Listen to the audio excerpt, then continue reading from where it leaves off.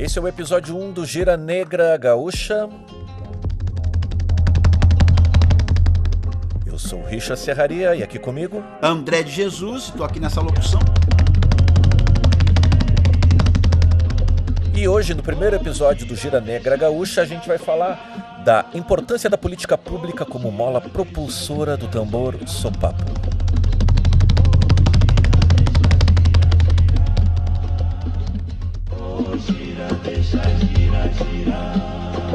Política pública, mola propulsora do sopapo. Estamos aqui, Richard Serraria, André de Jesus. A gente esteve também aí no dia 21, 22 e 23 de abril no Cabobu, em Pelotas, e lá, durante a realização do evento, a gente ficou conversando também sobre isso, né, André? Sobre a importância da política pública, especificamente no que diz respeito ao próprio Cabobu, que foi realizado lá na edição 1 e 2, 1999, também no ano 2000, governo Olívio Dutra, na gestão do secretário de Cultura Luiz Pilavares, e através também, sobretudo, da força e do empenho desse ícone, desse orixá da cultura negra gaúcha, chamado Giba Giba, a realização, então, do Cabobu edição 1 e 2, já com a política pública. E a conversa foi mais ou menos por aí, né, André? Foi 2023, aí durante a realização desse evento, também em Pelotas, de tambores de Pelotas, e aí ali também teve uma exposição também, que o Richard Serraria participou, e outros agentes que o Richard conhece muito bem.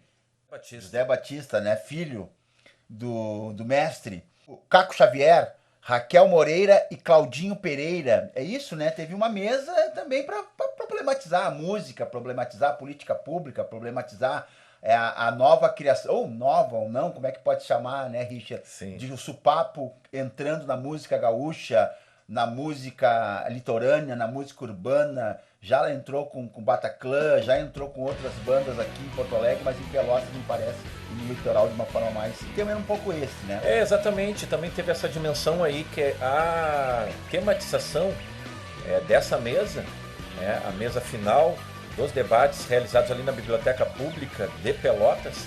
O tema era Cabobu passado, presente e futuro. Então o pessoal envolvido, como o André já mencionou aqui, José Batista, Caco Xavier, Raquel Moreira, Claudinho Pereira, discutiram e lembraram dessa dimensão do sopapo, esse ícone ligado lá às charqueadas e ao mesmo tempo à sua sobrevivência no século XX dentro do universo do carnaval, para a gente chegar no final do século XX, através do Giba Giba, essa passagem de bastão para as novas gerações. O sopapo na música popular, o sopapo também nos pontos de cultura, o programa Cultura Viva junto disso, e lembramos inclusive do projeto de Amaré Odara, Tambores do Sul, que foi um projeto que levou o mestre Batista para a realização de oficinas de sopapo em Salvador, num edital da Caixa Cultural, sendo retomado agora, né, André, em 2023, novamente a política pública.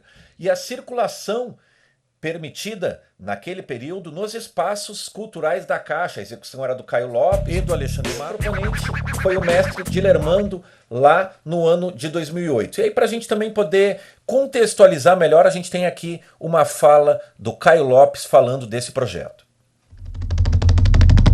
Em 2008, eu, Caio Lopes e o produtor Alexandre Matos nos reunimos para escrever um projeto para o edital de ocupação dos espaços da Caixa Cultural, um dos programas mais importantes de circulação de projetos artísticos pelo Brasil, né, que por sinal voltou agora, né, a gente está bem feliz com isso. E foi o primeiro projeto que eu escrevi na vida, na verdade. A gente fez esse projeto dentro do Senac, utilizando os computadores do Senac emprestado por 2 horas diárias. A gente não tinha computador em casa, não tinha internet, e a gente estava iniciando lá na produção e tal. A gente escreveu o projeto situando, né, a situação de Pelotas como uma cidade mais negra do Rio Grande do Sul, e falando de Salvador e do Rio de Janeiro também, né? Fazendo uma conexão entre esses 3 lugares, assim, pontos mais negros do Brasil, com o maior contingente negro naquele momento. E o elo de ligação para isso, aqui no Rio Grande do Sul, foi o tambor de sopapo, né? Esse tambor originário aqui da herança dos negros escravizados aqui da minha cidade, do período das charqueadas, e toda essa história, né, que a gente vem contando por aí em vários projetos falando do sopapo.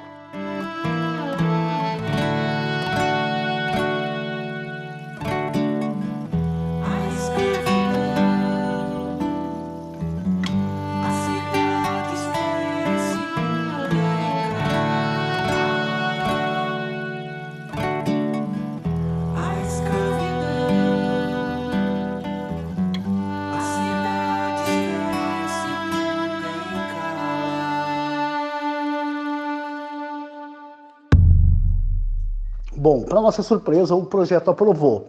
E aí a gente teve um compromisso de levar 23 pessoas, né, que eram o grupo Odara, um grupo de dança aqui da cidade que trabalha com a dança afro e pesquisa, né, a dança afro.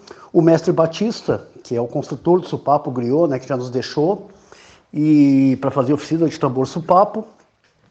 A cantora Gia Maré, o seu grupo, né, a Gia Maré que estava lançando um disco naquele momento, e tinha o tambor de Supapo, estava muito... o trabalho dela bem enraizado na história da cultura popular negra aqui do Rio Grande do Sul, principalmente Pelotas, e toda a nossa equipe, né? O projeto chamava-se Gia Maré Odara Tambores do Sul. A gente foi a Salvador, né, fizemos a execução lá do projeto, teve oficina de tambor Supapo, tinha um francês lá que estava lá em Salvador, né, e participou das oficinas, levou um tambor de Supapo para a França. E depois, por inexperiência nossa, assim, também, e por falhas do proponente que não éramos nós, o projeto acabou não indo para o Rio de Janeiro, né?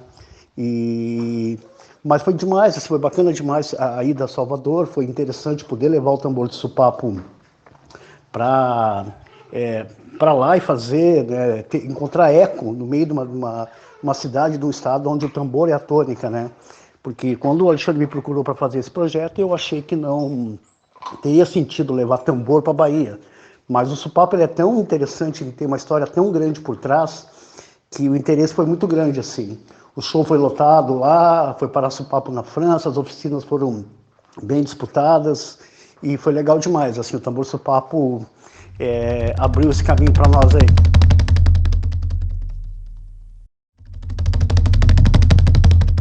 Fala do Caio Lopes, aí historicamente situada ali por 2008, é exatamente o momento, André, da instauração, ou melhor, da efetivação, né, da política cultura viva, já através da Ação Griot, que reconhece à época mestres Batista e Cirlei Amaro, duas figuras ligadas ao contexto histórico de Pelotas e, obviamente, ligados ao tambor Supapo, e ainda Giba Giba. Gigante Negão.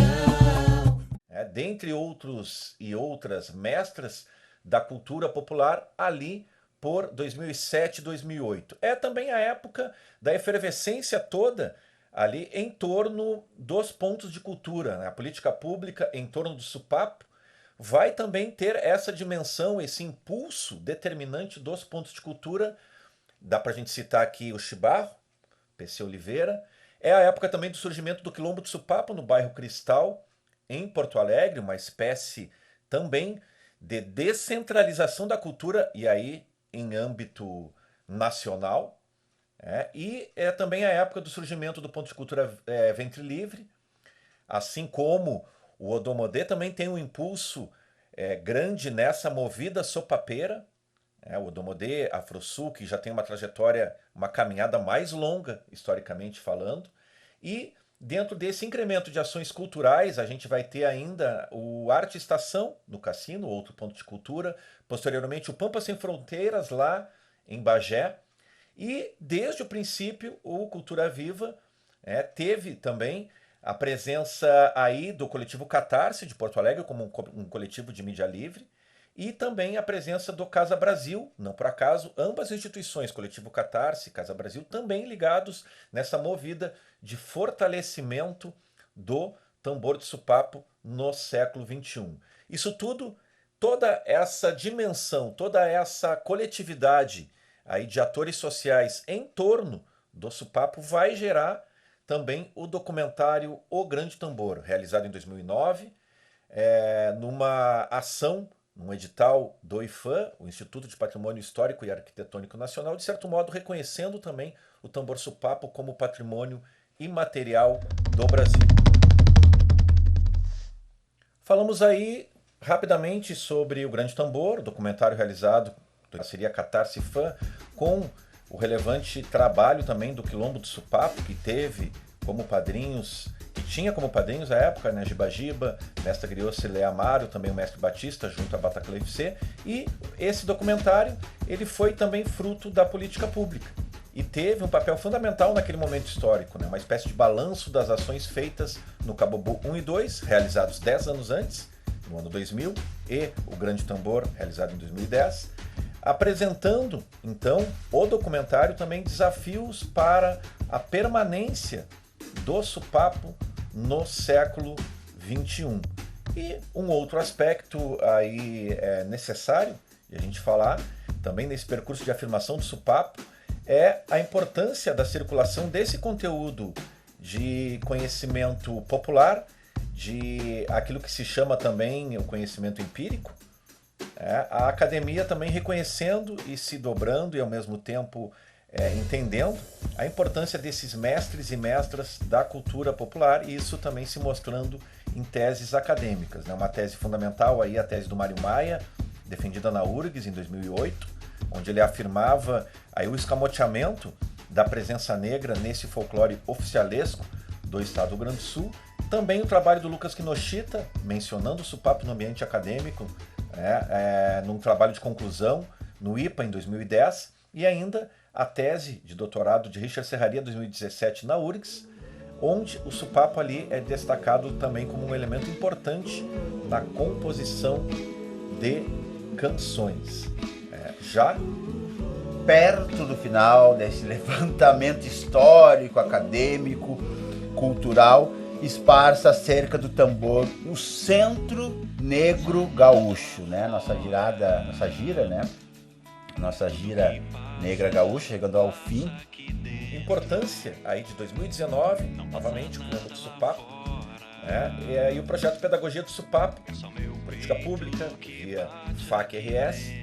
A coordenação executiva desse projeto, Pedagogia do Supapo, era da Lorena Sanches, foi da Lorena Sanches, e também nas atividades a gente teve presença do José Batista na luthieria de Supapo, tivemos Edu Nascimento também na contação de histórias com os bonecos também, e com toda a sabedoria ligada à família Giba Giba. Também no Pedagogia do Supapo a presença da Bataclan FC, Sandro Gravador neto de cacique de tribo carnavalesca porto-alegrense, um ambiente também onde haviam supapos aí executando aquela que era chamada a Levada Zuguiné, e no projeto Pedagogia do Supapo, o Alabeoni e a coordenação pedagógica do Alabeoni através do Richard Serraria. Sandro Gravador, aí também hoje morador da Restinga, né? Esse importante território negro, e com as ações ali também do ponto de cultura africanidade. E também vamos continuar nessa mesma levada, né, Richard? Vamos, para finalizar aqui o nosso podcast, né, o primeiro podcast Gira Gaúcha, e vamos indo, porque eu acho que essa ideia também do memorial, né, do livro, da escrita, né, que a gente precisa, inclusive, nesse novo momento de políticas públicas que estão aí, que é abundante, pelo que nós estamos sabendo, a gente tem que avançar muito nesse caminho. É uma população, é uma identidade negra que trabalha muito na oralidade, em todos esses espaços que a gente está ocupando. A gente vai, então, chegar também neste livro, Supapo Contemporâneo, é isso, né, Rich? Me ajuda nessa leitura, um elo anti-ancestralidade de José Batista, e também da viabilidade imediata das políticas públicas via a Lei Aldir Blanc de 2020. Já estamos em 2021 já na nossa gira aqui gaúcha, estamos em 2021, e ali está ocorridas nesse sentido as falas aí de Leandro Anton, né, e também que é um grande fotógrafo, educador popular, e o Gustavo Turk, né, um dos caras também que trabalha junto ali, educador popular e na área do audiovisual com a cooperativa Catate, dentre outros artifícios desse destaque da trajetória do tambor charqueado. Exato, né? Aí a fala do Leandro Anton e também do Gustavo Turk, né? Dois agentes também ligados, né, à política pública, no Quilombo de Supapo, Coletivo Catarse, e tudo isso a gente está aqui também mencionando, e ao mesmo tempo é indispensável que a gente faça o link com a edição 3 do Cabobu, que gerou toda essa reflexão, André de Jesus, Richard Serraria andando lá pelas ruas do centro antigo de Pelotas, Mercado Central e arredores, ali a gente pensando naquela cidade com tanta ancestralidade negra, a gente lembrando que também a edição 3 do Cabobu, ela se viabilizou mediante a política pública, mais especificamente através da Lei de Incentivo Fiscal, a LIC, com o patrocínio específico da Natura, proporcionando a política pública, novamente, mais um impulso forte nessa caminhada, né, do tambor Supapo. A gente pode destacar então, para finalizar, a importância da política pública que destina efetivamente recursos financeiros e pensar aqui, e por isso é a importância desse primeiro episódio do Gira Negra Gaúcha, a gente realmente marcando a caminhada cultural e a política pública ao lado. Ao mesmo tempo, não deixa de ser o controle social, em que a gente vê isso muito presente, por exemplo, na política de saúde do SUS, que é uma conquista da população brasileira, mas também com uma efetiva participação do movimento negro nessa construção do que é hoje o SUS, a partir lá da Constituição e de tudo que foi deliberado na Constituinte, que se efetivou depois na promulgação da Constituição brasileira, na abertura política, e a gente pensar também essa caminhada na cultura. Quais são os governos que efetivamente vêm colocando verba na política pública ligada à cultura? Eu acho que é importante destacar isso efetivamente de um reconhecimento do poder público, no sentido de que é preciso a destinação de recursos para que efetivamente se possa então implementar política de cultura. E é interessante a figura também do Supapo, né? Falamos bastante agora da política pública, agora nós falamos da figura do Supapo para além do instrumento musical, também enquanto um artefato político, né? Falando de política pública e Supapo, o Supapo para política e para a sociedade, para a cultura gaúcha, é um artefato ali, como nós falamos, de político. Já que ele é ancestral, atestado a presença negra na construção econômica, já falou um pouco da construção econômica do Rio Grande do Sul, via a presença da mão de obra das pessoas que vieram escravizadas aqui para os portos do Rio Grande do Sul. Portanto, o Supapo é uma marca cultura viva, que confirma tal presença histórica acima já exposta, um pouco também falada por ti agora há pouco. Então nós temos o Supapo e a política pública como um norte propulsor, vamos dizer, um combustível econômico para o povo gaúcho. Um sul propulsor, melhor dizendo, juntando eu falei o norte propulsor. Tá certo, mas também não deixa o norte naquela ideia da bússola, né? Mas o nosso norte, na verdade, é o sul. Estamos aqui ao sul do continente e também pensando aí nessa dimensão cultural e também da política pública. Para encerrar então, André, nosso primeiro episódio do Gira Negra Gaúcha, eu queria uma fala tua aí exatamente sobre essa dimensão também de a gente pensar essa importância do controle social na área cultural. A gente está se preparando aí enquanto classe artística, seja ela do teatro, da música, da dança, do circo e de outras áreas. É um ano também de retomada das conferências estaduais, que nada mais é do que o controle social também na área artística, e essas conferências estaduais, essas conferências municipais, elas vão também desaguar depois numa grande conferência nacional. Fala um pouquinho para nós sobre essa dimensão, André, por favor, e também já faz o chamamento aí para a classe artística de um modo geral, para a participação nessa construção aí dessa grande conferência nacional de cultura e os caminhos anteriores a essa conferência nacional. Muito legal. Não, a participação social já é um indicativo do próprio presidente Lula, né? O presidente Lula vem falando para a sociedade desde a sua entrada, depois desse acontecimento catastrófico que foi o golpe no Brasil.